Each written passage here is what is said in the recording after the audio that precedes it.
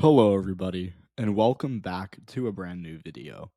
In today's video, we'll be talking about a potential Nikki Haley versus Joe Biden matchup and what that would look like. So, before we look at the electoral map, I do want to briefly talk about Nikki Haley running, what that means, and what we should expect from her. So, first of all, just to get my opinion out there, I do not think Nikki Haley is a very viable candidate within this Republican electorate. I don't think she has a very good chance of winning this primary. I don't even think that she's going to do particularly well. She might come in third place, but it'll be a very distant third if that does happen. I think that's, more of her upside. I'd be really surprised if she got into if she made it past March, honestly, of 2024. And I think she's going down the same route that, a lot of other Republicans in 2016 went down, where, Chris Christie, Marco Rubio, they had some momentum at some point, but Christie dropped out in February and Rubio didn't. I think he dropped out in March. So, realistically, Haley will have a base, but I don't think it's going to be, anything close to what Trump or DeSantis have. And when you look at who she needs to win in order to be competitive, she's pretty clearly got very little to work with because she is a conservative, but she has more appeal to suburban moderate voters than she does to, super conservative rural or working class voters who are more inclined to back Trump or DeSantis. And so because that's her appeal, that is a very slim demographic within the GOP. And a lot of those voters are either already backing DeSantis, or a lot of the suburban moderates she'd have appealed to in a general election are voting Democrat or, aren't voting in Republican primaries nowadays. So Haley might have been viable 8 to 10 years ago. I don't think she's viable in 2024. I'd be really surprised if she came out of this primary, and I'd be even more surprised if, she did it, convincingly, because a lot of people, I shouldn't say a lot, but I know a lot of people really, or some people really think Nikki Haley has it in her. I don't think that she's going to be able to do very much with this electorate. And I understand why she's running. I think it's been, she's been floated as a contender for years, but we'll have to see. So, anyways, she's preparing to run, I think, on February 15th, which is next week. And, just, I don't really want to talk too much about the primary right now, but I give her under a 5% chance of getting the nomination. But it is fun to look at these, federal presidential matchups. So let's start with our safe states for Nikki Haley. These, are just the normal safe Republican states.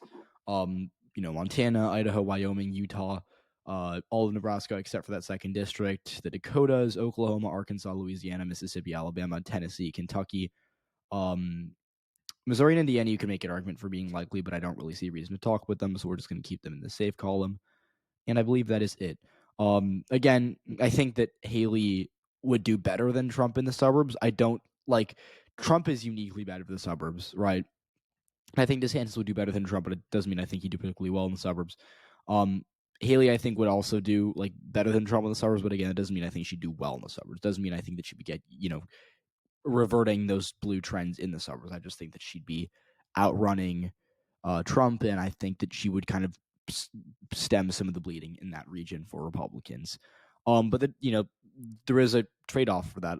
I think she gets significantly worse rural turnout than Trump, and I think that the numbers she'd get in working class districts would be less favorable to her than they would be to either Trump or DeSantis. I think Haley is uniquely bad for white working class voters in the Midwest states like Wisconsin, Michigan, Ohio, Pennsylvania, Indiana to an extent, but Indiana's already super red, so there's not really much to deal with for her there.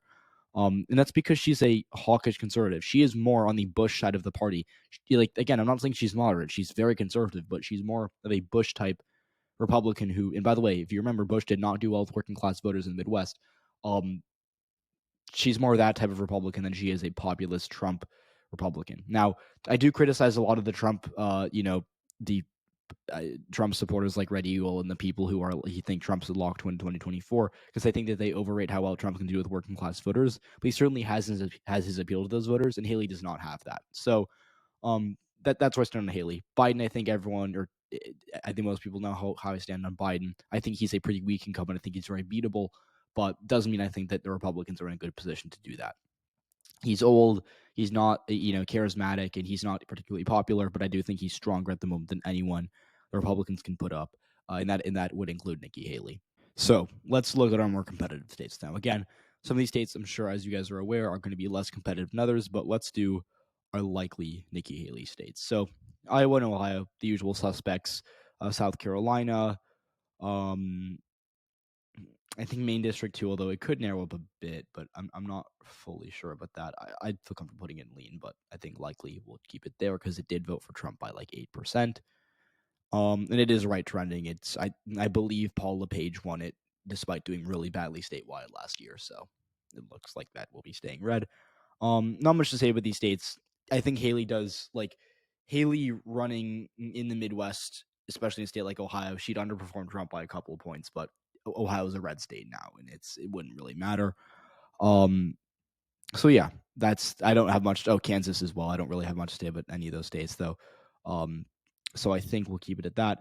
Now Biden, a few of these are interesting. I think Colorado and New Mexico are similar. Colorado, I guess I'll put as safe, but I do want to emphasize that I think Haley does better than Trump in the Denver suburbs. Minnesota too. Minnesota again, Haley would do better than Trump in the Minneapolis suburbs, but she would not get anywhere close to the level of rural turnout from the eastern or the western part of the state that Trump would get. She'd also probably underperform him with white working class voters, which are a force in Minnesota. They're actually more Democratic than the thing with Minnesota is that the white working class voters there are much more liberal than they are in like Wisconsin or Iowa. So it doesn't really matter for Republicans, and Minnesota's out of reach for them no matter who they run. But I think Haley would do similarly to Trump in Minnesota, maybe a point better.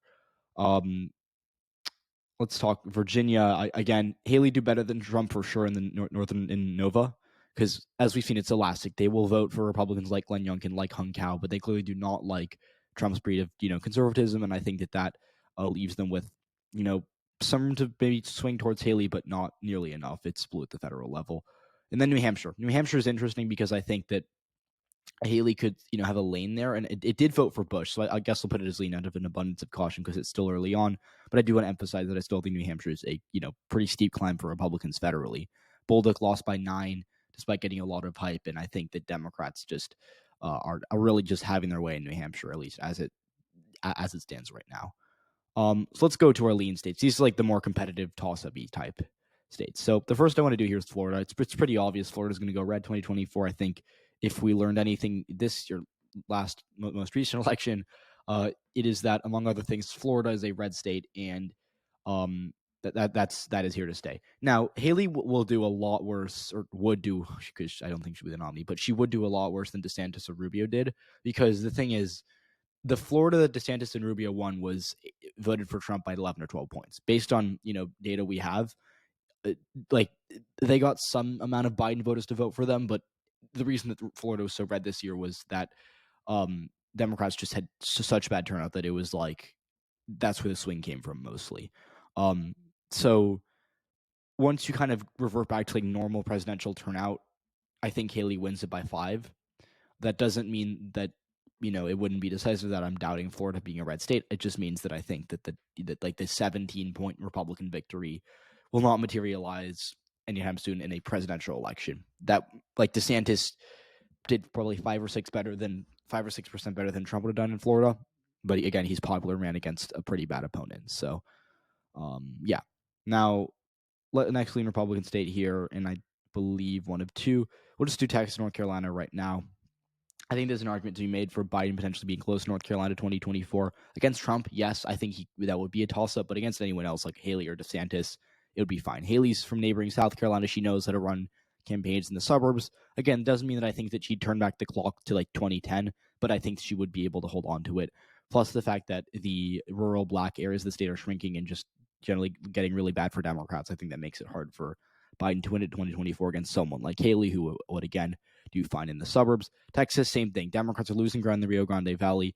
Biden, or Haley would do fine in Dallas-Fort Worth, in, the San Antonio suburbs. I don't think she'd do well. I still think that they'd be getting bluer, but she'd, again, outperform Trump, and that would be enough for her to hold on to Texas, despite the blue trend. It's just blue Texas, I think, is coming down the line, but not in 2024. 2024 is just a bit too soon. Now, for Biden's lean states, I think that there are a couple of pretty obvious suspects here. And those are Michigan and Pennsylvania. And as you'll notice, these get him pretty close to 270. He's not there yet, but he's on his way. And again, all 4 of these states left are states he won in 2020. So as you can see, this is where the path gets harder for the Republicans. But anyways, Michigan, I think you could put in the likely column. I wouldn't be against it, but I think just, again, we're being cautious here. It's a little early, so put it in lean. I have a hard time seeing how Haley can win it, though. Democrats did really well in Michigan. Both, like, Democrats haven't had a bad election in Michigan since 2016. And I know that might be like, well, no, duh. But what that means is that for Haley to win, she has to be like the thing for Republicans. And I don't think she can do that with working class voters. I don't think that she's that person with rural voters. And maybe she'll do a little better than Trump in, the Detroit suburbs and Oakland County and Livingston.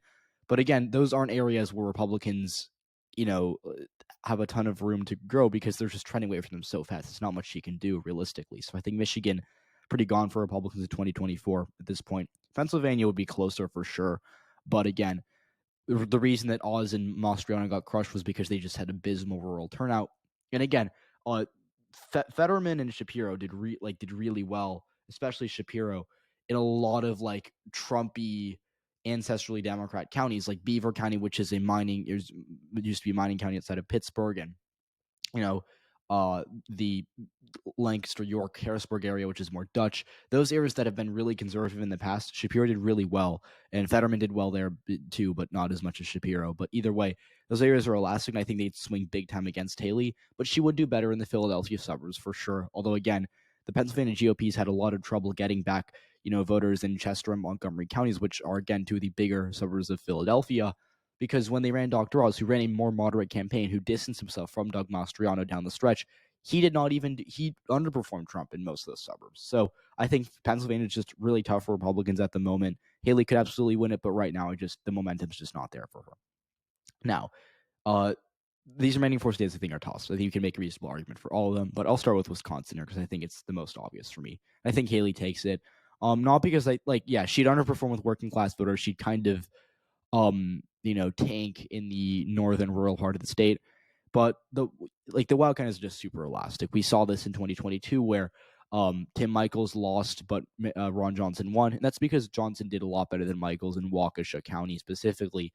And that area I think would be big for Nikki Haley. Again, that isn't to say that, she couldn't win, she couldn't lose Wisconsin, but at this point in time, I'm, fairly confident that she would perform just well enough to barely scrape it out, but again, would be very close. Now, the flip side to that is that I think Biden wins Nevada. It's kind of the reverse here.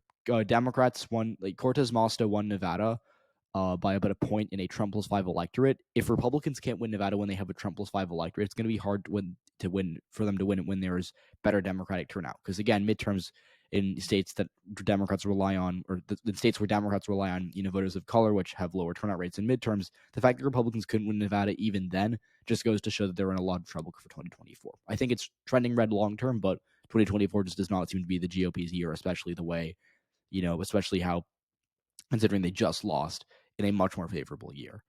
Now, the tipping point state here, I think, is Georgia.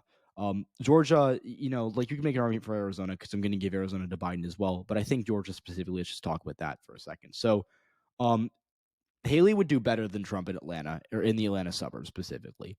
And we know, these areas are elastic. A lot of people think they're just gone for Republicans. Long term, yes. But Brian Kemp did 20 points better than Herschel Walker in North Fulton. We saw Brad Raffensperger ran for Secretary of State. He did 25 points better than Herschel Walker in a lot of those, suburban towns, 30 points in some cases even. And we also, noticed that in the 2020 presidential race, or in the runoffs and presidential race, Warnock and Ossoff won by more than Biden, but they still underperformed him in the suburbs just because those areas are swingy towards Republicans who are just not Trump, right? And so I think they're trending blue. Long term, they're going to be fine for Democrats, but I think in 2024, Haley could do better in those areas. That being said, I don't know if it's by enough. I also think that when you consider the fact that rural turnout drops off the way that has done in runoffs for Walker and Perdue and Loeffler, I think Haley's an underdog in Georgia. She could win it for sure, but I give it to Biden for now. Now, the final state would be Arizona. And Arizona is really interesting because Republicans did bad across the board there, right? They lost the Senate race and the Secretary of State race is big. They were closer in the governor race and in the Attorney General race, which was actually very close. But they still lost. They still underperformed a lot of expectations. Right. So that's the bad news for Haley and the GOP. The good news is that the Republicans did win the House popular vote. They did do like kind of well when they ran decent candidates. And on top of that, I think we also have to remember that Arizona is swingy, right? Like we saw in the same year, Democrats won the Senate race by 5, but Republicans won the treasurer's race by, I think, 12. So, again, in most cases, treasurer's races don't really matter, but it just goes to show that Arizona is open to voting for Republicans who are, run better campaigns. Now, Haley, I think, would struggle big with rural turnout, just like Blake Masters and Kerry Lake did. Like they ran pretty Trumpy campaigns, they still did really bad in a lot of rural counties. We saw like double-digit swings toward Mark Kelly and in some cases Katie Hobbs in like Greenlee, Graham, in like those like smaller rural counties that aren't super big, but do contribute to Republican margins when they win. And I think Haley would do really poorly there, so that would offset any potential gain she'd have in Scottsdale or Mesa or those north, or those suburbs surrounding Phoenix. I also think that like Democrats had like they weren't massive turnout problems, but they did lag a bit behind in Phoenix and Tucson City proper, especially with Hispanic and Black voters. So Kelly could have actually won by more had he gotten like 2020 levels of turnout with those voters. I think that, again, presidential election means higher turnout in basically all across the board. And so I think like even turnout isn't great for Democrats with Black and Hispanic voters in Arizona. They've won it before. I think they're going to do it again.